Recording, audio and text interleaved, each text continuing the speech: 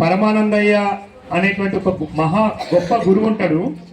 ఆ గురువుకి 7 మంది శిష్యులు ఉంటారు. ఈ శిష్యులు ఎవరంటే వాళ్ళు కూడా ఋషులు, సప్త ఋషులు లాంటి గొప్ప ఋషులు.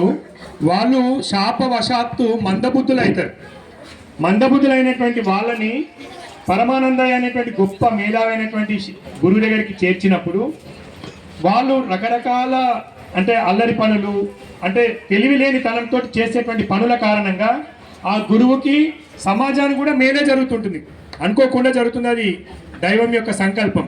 కాబట్టి అట్లాంటి గురువులకు సంబంధించినటువంటి స్కిట్ను ఒక 2-3 చిన్న సంఘటనల్ని మన ముంగట ప్రదర్శించడానికి 8వ తరగతి విద్యార్థులు మన ముందుకు వచ్చారు. వాళ్ళని మనము కార్యక్రమాన్ని కొనసాగించాల్సిందిగా కోరుతున్నాం. అరే గురువుగారు వచ్చే వేలైందిరా, మనం రోజులాగానే నది స్థానానికి వెళ్ళి గురుగారి పాదసేవ చేయాలిరా. అవునవునరా, పదండ్రా వెళ్దాం. అలాగే రా.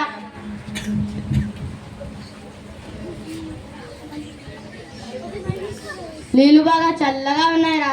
ముక్కు పట్టుకోండి. నేను నీలాగే స్నానం చేస్తున్నా కదరా, నా పైన ఎందుకు నీళ్ళు చల్లుతున్నావు? అలాగే రా.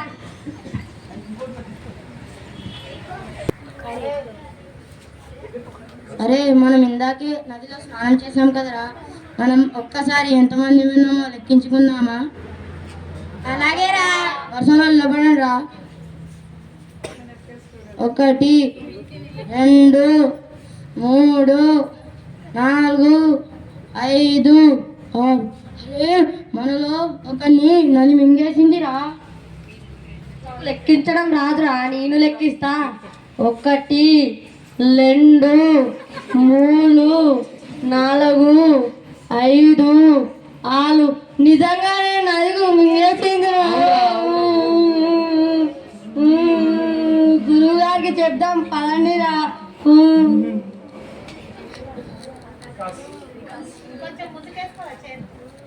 ఆగండిరా, నేను లెక్కిస్తాను.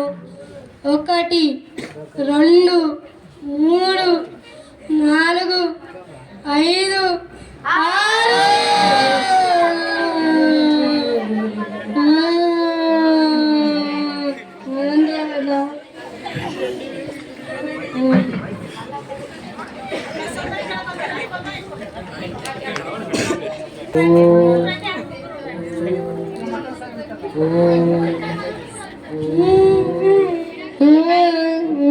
ఏమైందిరా? ఏమైందో చెప్పండిరా.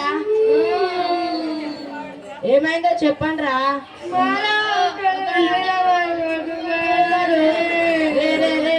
ఏడ్చైనా చెప్పండి, చెప్పైనా ఏడవనరా. ఏడుస్తుంటే ఎలా చెప్పాలండి? రే కైలాసం, నువ్వైనా చెప్పరా. మాలో ఒకడు నదిలో పడి కొట్టుకుపోయాడు గురువు గారు. అందరూ ఉన్నారు కదరా. లేదు గురువు గారు, మేము 7గురం కదండి, 6గురం విన్నాం. కావాలంటే లెక్కించి చూపిస్తా చూడండి. వరుసలో నిలబడండి రా. 1 2 3 4 5 6.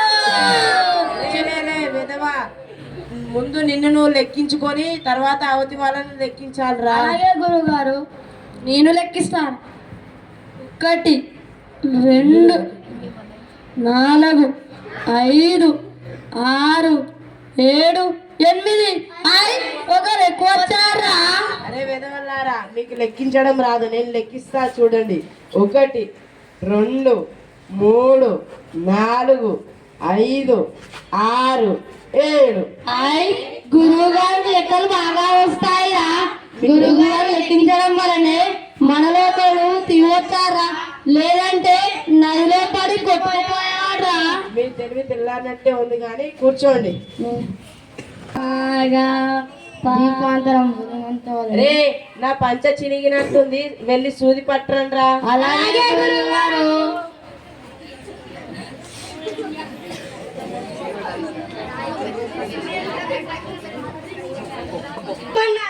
నన్ను పట్టరమ్మన్నారా?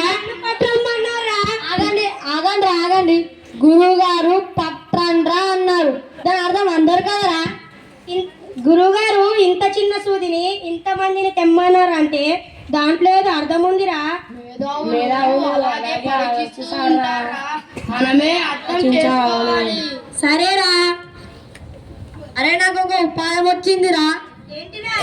ఒక కర్రకు పెట్టి తీసుకువెళ్దామా? వీని బుర్రలో తెలివి బాగా ఉందిరా.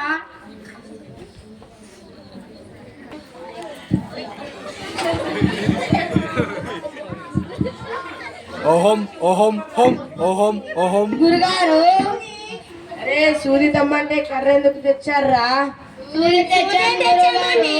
మరి కర్ర ఎందుకు వచ్చిందిరా? మీరు అన్నారు. అంటే అందరు కదండి, ఇంత చిన్నదానిని అందరూ తేలేం కదండి. అయితే ఈ సూదిని ఇలా ఇచ్చి ఆ కర్రను అక్కడ పడేయండి.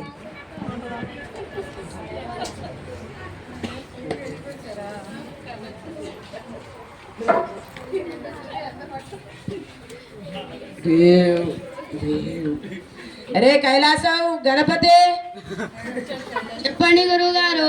ఈరోజు భోజనం చాలానే తిన్నాను రా, కొంచెం విశ్రాంతి తీసుకుంటాను. అలాగే గురువు గారు. పరుపు వేయండి రా.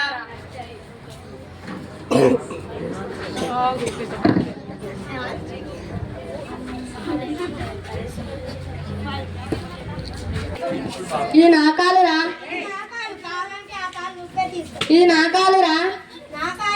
ఇదే నా కాలురా. తీసుకున్నావు కానీ కాలు పని చెప్తా ఆగరా. నా కాలు ఎంత బాగుందో, నా కాలు ఎంత బాగుందో. నా కాలు బంగారం, నీ కాలు ఇత్తడి, నీ కాలు ఇత్తడి. నా కాలు అంత గట్టిగా కొడతావా? నీ కాలు పని చేస్తా. సరిగమ్మ పద. నీ కాలు అంత గట్టిగా కొట్టానారా? నా కాలు అంత గట్టిగా కొడుతున్నావు. అరే గురువుగారు నిద్రకు భంగం కలుగుతుందిరా. అరే నీ కాలేంట్రా నా కాలుని గోకుతుంది? నీ కాలు కూడా నా కాలుని గోకుతుంది కదరా. ముందు నీ కాలే కదా గోకింది, ఇప్పుడు నీ కాలు కదా గోకింది. తప్పుడు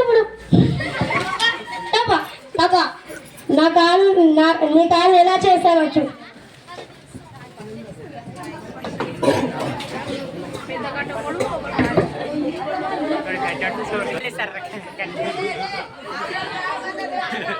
మీరు పండుకోండి గురుగారు. వాళ్ళ కాలు అని ఏమన్నా చేసుకుంటాం. మీరు పండుకోండి.